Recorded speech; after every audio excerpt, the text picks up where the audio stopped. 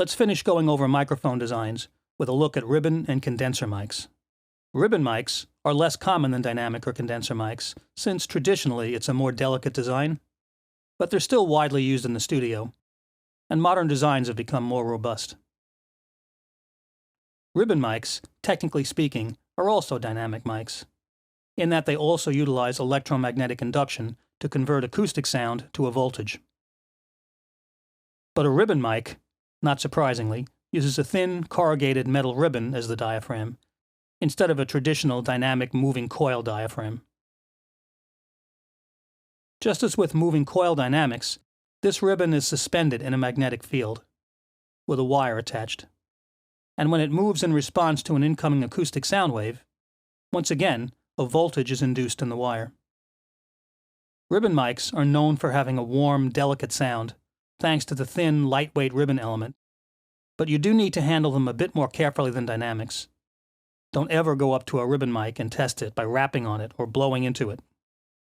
A dynamic, especially a 58, can handle that kind of abuse, but you could easily destroy the ribbon that way, especially with older, more delicate ribbon models. Now, possibly the most widely used type of mic in professional recording studios is the condenser mic.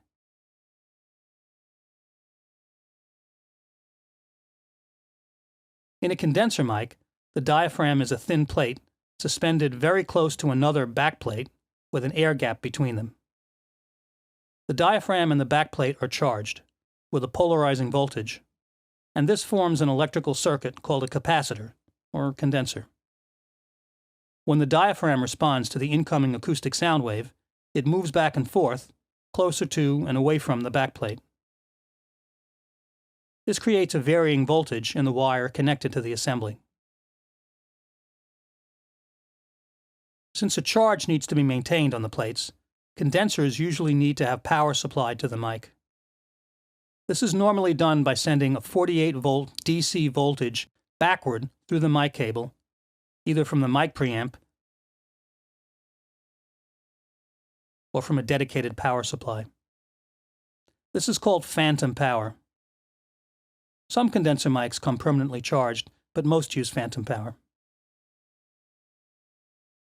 Condenser mics, thanks to the low mass of the diaphragm, respond very quickly and accurately to transients, giving them a very clear, open, and detailed sound quality.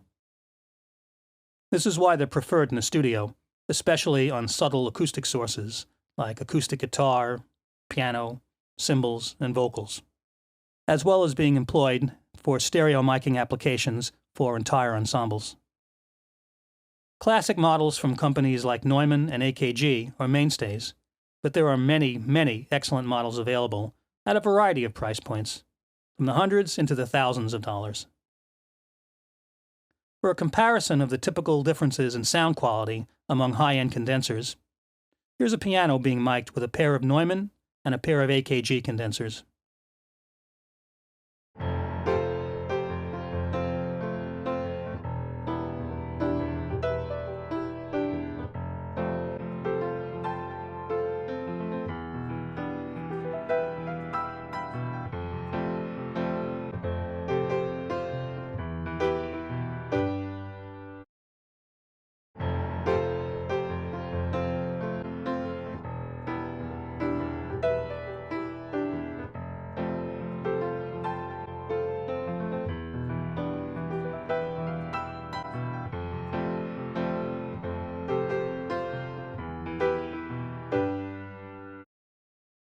Condenser mics always have a built-in preamp circuit to bring the signal to a level suitable for the next step in the chain, the mic preamp. Condensers can have either transistor-based or tube-based onboard preamps. When a mic is referred to as a tube mic, this is the part of the design they mean. Tube mics are prized for having an especially warm, rich sound. The diaphragm assembly in a condenser mic can either be small or large.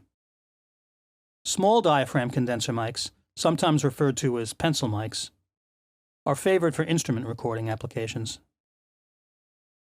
Large diaphragm condensers are great for this too, but one of their primary uses is as vocal mics.